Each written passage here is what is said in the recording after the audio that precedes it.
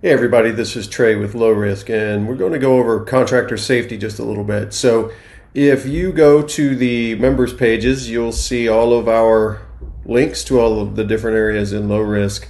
And here at the bottom is contractor safety management. And you will have clicked this video, and that's what you're watching right now.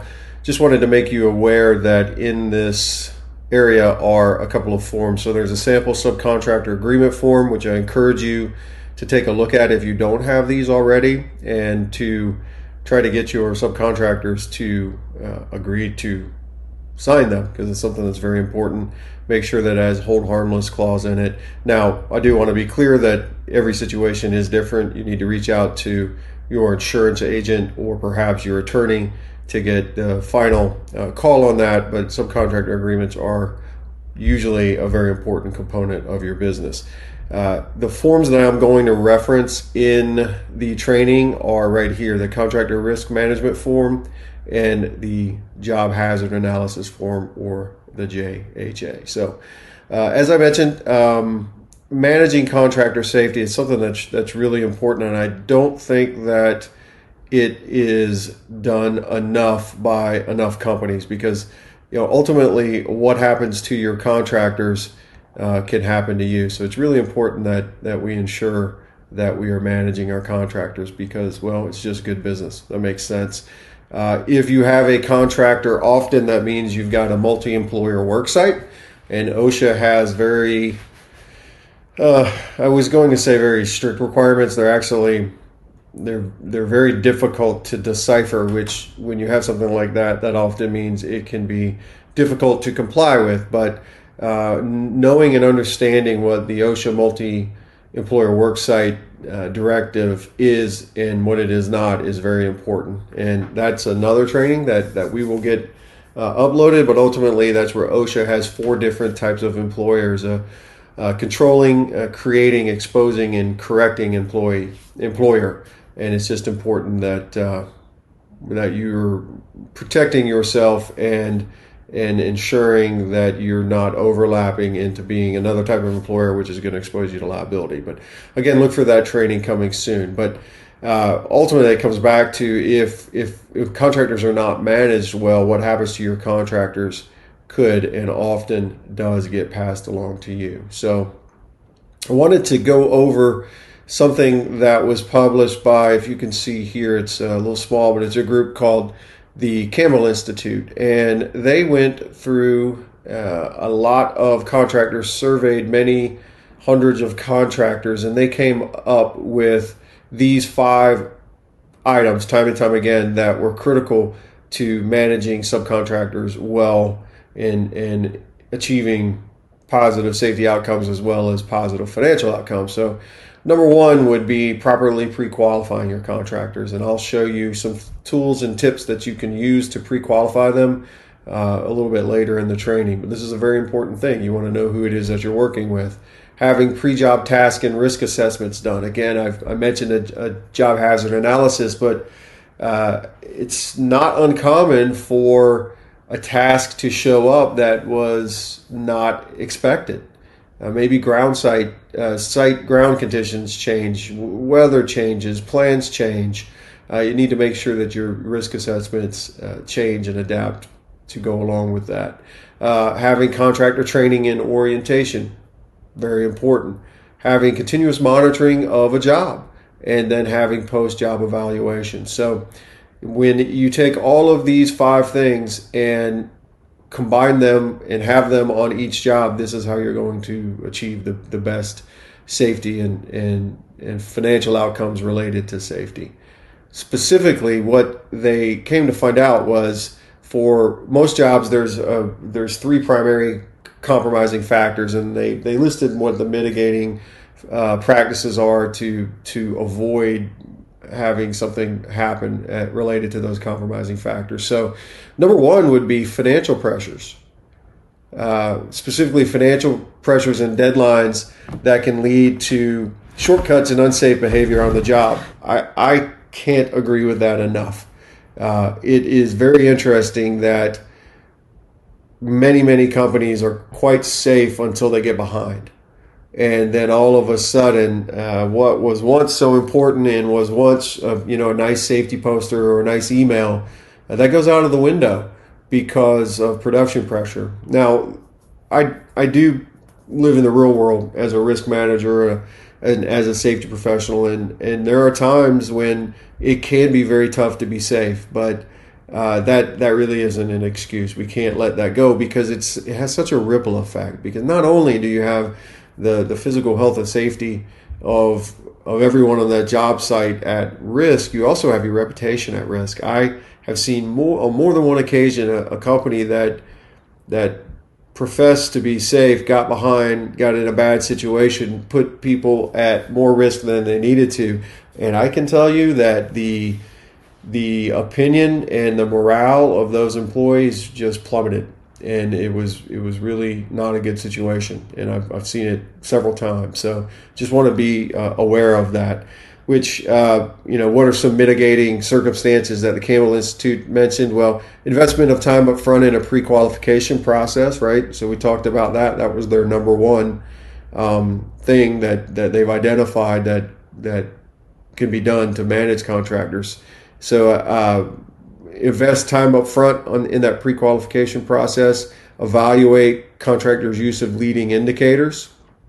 So leading indicators were things that get ahead of the curve. Lagging indicator would be it already happened. So we often track lagging indicators like OSHA records and OSHA 300 logs and incident rates and DART rates and things like that. And you should still do those things, but leading indicators are great as well. And a common example of a leading indicator is an inspection or something along those lines where you're trying to get ahead of an incident actually happening.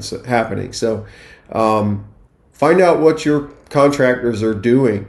What do their safety programs look like? Are they the same safety program that they printed out in 1997 and they just keep regurgitating that so that they can say that they have a safety program? That might tell you something. You might want to challenge them on that.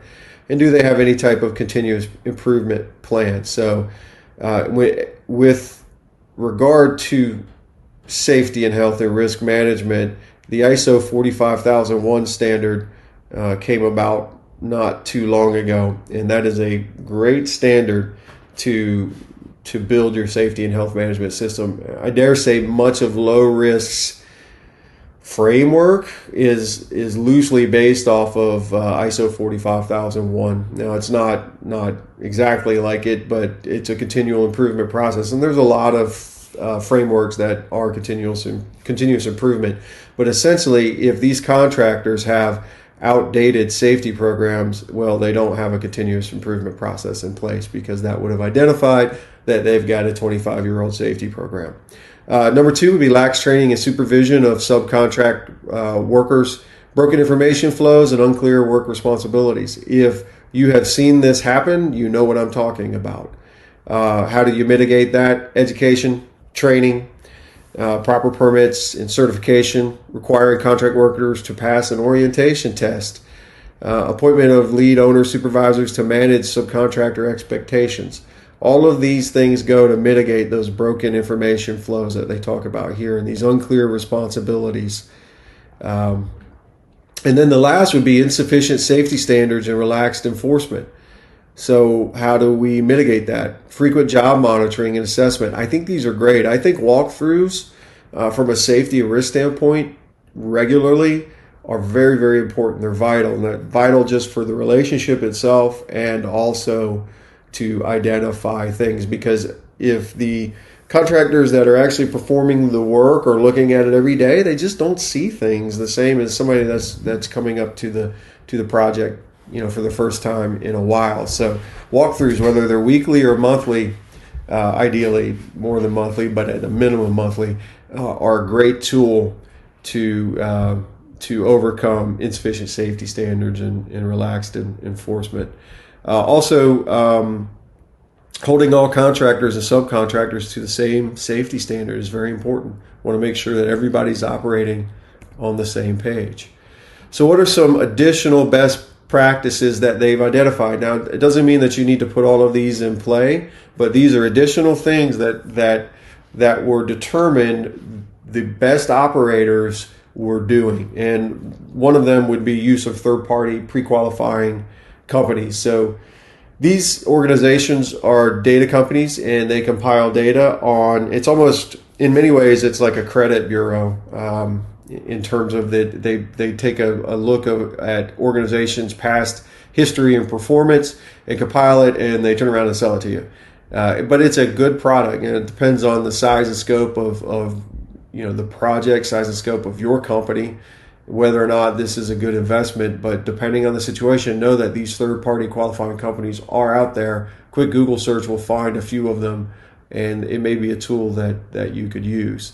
Assessment of contractor safety statistics. So these statistics are the lagging indicators that I referred to earlier. So your EMR, your experience modification rate, your TRIR, your total recordable incident rate, your DART, days away, restricted and transfer, fatality rate, hopefully not. But all of those things, you can actually, with the exception of EMR, you can get off of their OSHA 300 log. Their EMR, you can ask them for a copy. These days, it's getting more common to get a copy of the EMR.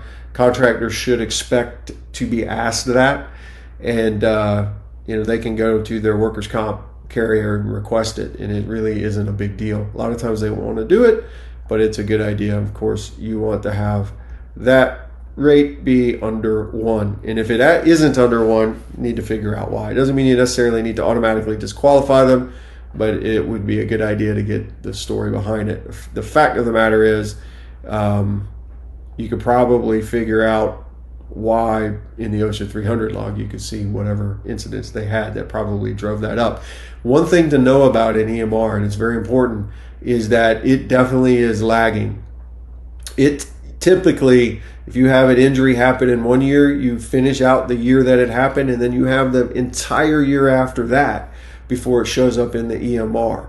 So the EMR is very valuable because it compares companies in like industries and like sizes. However, know that there is a lag in that data. So it's very, very possible that a company could show you they have a 0.9 EMR, but they had a fatality 3 months prior or the year prior. And that's why collecting both the EMR and the OSHA 300 log is a valuable tool. And if they'll give it to you, how about their loss runs? But they probably often won't do that.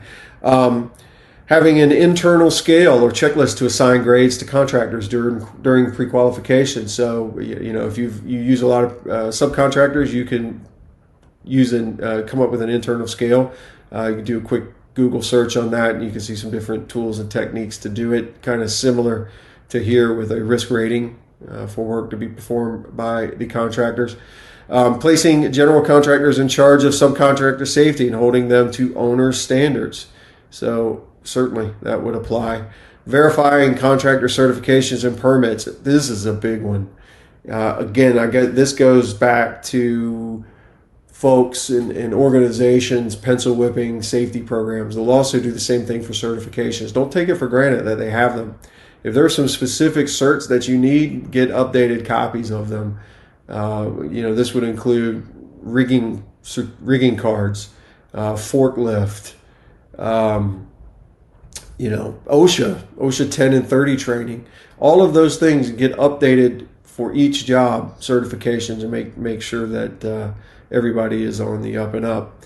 And then periodic scheduled assessments during the contract term, which I mentioned a minute ago, doing that weekly or perhaps monthly. Some common challenges that they found. So these, again, just for context, these were the best practices. Some of the things that the best performing companies were doing. Some of the things that they found among all of them were lack of formalized structure for disciplinary action. So yeah, that's definitely common. You want to outline this ahead of time at the beginning of the job, what it looks like, and then follow through on it, whatever your disciplinary action will be. The next would be no integration of contractor lagging metrics. So these things right here, no integration That's a terrible arrow. Sorry about that. But no integration of contractor lagging metrics into the owner's safety statistics. So we need to know what these contractors are doing. And then lack of a formalized post-evaluation process. So if you recall, that was the folks that were doing the best, that was in their top 5 things that made them successful. However, amongst everyone, that is still a common shortcoming, that people are not doing any type of post-work analysis of their contractors. So one way that you can do contractor risk management that's simple yet effective would be based on the forms that I showed you on the website. So this is the contractor risk management form that I'm showing you right here. On it has some basic information. So things like company name, contact phone, email, trades normally performed, and this is a pretty important one, but do they themselves subcontract? And if yes, you're going to want those subcontractors to do the same thing. You got to hold them to the same standard. But here, documentation from the subcontractor. Did you get their OSHA 300 log for the last 3 years? Did you verify that EMR? Again, we want that thing to be less than 1.0. And if it isn't, why not? And, there may be that the reason is something you don't want to deal with. So that EMR is a great idea. Do an OSHA citation search. You can go on OSHA.gov and do an establishment search. Make sure you set the dates back, 20 years or so, and you'll be shocked what shows up sometimes. Do one on your company as well. It's been more than a few times that I've had general contractors have OSHA citations that they weren't even aware of for whatever reason, and it was as a result of that multi-employer worksite policy that I mentioned. Their subcontractors received a citation, and so did they. It may be management has changed and that hasn't passed on, but maybe they're looking to make a change and get safer and leaner and meaner, and lo and behold, do an OSHA establishment search, and they had a citation that they didn't know about. So, look and see who you're working with and who your contractors are. And have they done any previous jobs for you? Were there any negative incidents related to that? And then I encourage you to start getting your project managers or your employees or your subcontractors to start JHAs and start ranking projects. And what this form is, it looks worse than it is. These are what I call my never events. These are things that absolutely cannot happen on a job site. You can use these, you can add to these, you can take away from these, but you want to identify, if you have a project upcoming, what are the things that you're not going to tolerate? And for me, it would be falls over 6 feet, confined spaces, excavations, hot work, and live electrical work or high voltage. Now, to be clear, with live electrical, that's not allowed, but it's only allowed if you're testing and troubleshooting, or there's no alternative to doing that. It's for life safety, or it's a continuous industrial process, or illumination, which are the 3 exceptions in NFPA 70E. But at the very least, if they're going to have to do it and it qualifies, they need to have the right PPE. But in this case, let's say we've got project X, and do we have falls over 6 feet? Yeah, we do. Do we have confined spaces? No, not too many, although in reality you probably would. Do we have excavations? Yep, we got those. We have hot work? Yep, we got that. And then let's say we've got live electrical. And for each of these, you're going to want to go through and do a risk rating. And it's simply taking the probability and the severity and rating it according to where they meet. So let's use an example of excavation. So what is the consequence if an excavation should collapse? Well, I would say it's catastrophic, because it definitely can cause death. What's the likelihood or the frequency that it's going to occur? Well, we'll say we're just going to have one large trench while we're connecting a water main. I would call it rarely. So all you do is draw a line to where the two meet. So in this case, it is a risk rating of 3. That's a moderate risk. And so you'll just put your risk rating 3 here. And because I would say anything that is a 3 or above, I mean, it's up to you, but a 3 or above, number one, you need to figure out, can you figure out if it's 1 or 2, can you do something else? Can you eliminate that hazard? But no matter what, if it's 3 or above, did you complete a JHA? Right? And this is a JHA. So, what is the job? What is going on? Who did it? What's the date? And what is the task? And, describe the task. What are the hazards? Well, the hazard is, if we're talking in excavation, the hazard is collapse. So how are we going to control for that? Well, we're going to use, a trench box. And we are going to put only trained and qualified individuals. I mean, you go down the whole thing. I don't want to belabor the video. We're running a little long here. But that's how you use a risk assessment code. Pick your never events, right?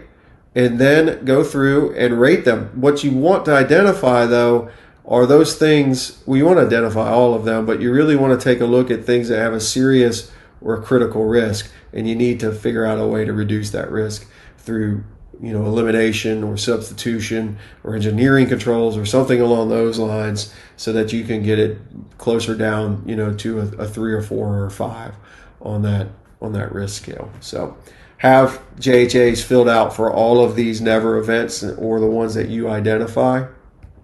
And it can go a long way to helping keep you folks safe on your projects, but also reducing your financial risk. Here's an example of a already filled out job hazard analysis. So you can see the activity is trenching, and here's potential hazards: hand and foot injury, eye injury, underground service strike. Boy, that's a big one, right? In terms of potential loss, trench collapse, and equipment failure. So that is a very, very quick primer on contractor safety management. Of course, it's a whole paradigm unto itself. There is a lot that goes into that. One thing I want to show you really quick as I think about it is, if you go to the Low Risk Safety Management Gateway, you should be familiar with this already, but if you're not, inside of the gateway will be a contractor management page. So on here you can add your contractor. So add contractor name, what trade are they in, company contact, phone, email, same thing that you saw in the form earlier. Do you have a subcontractor agreement? Put it in there. Date agreement received. It'll ding you in a year to do that again. Previous work completed. What happened there? Do you have their EMR? What is it?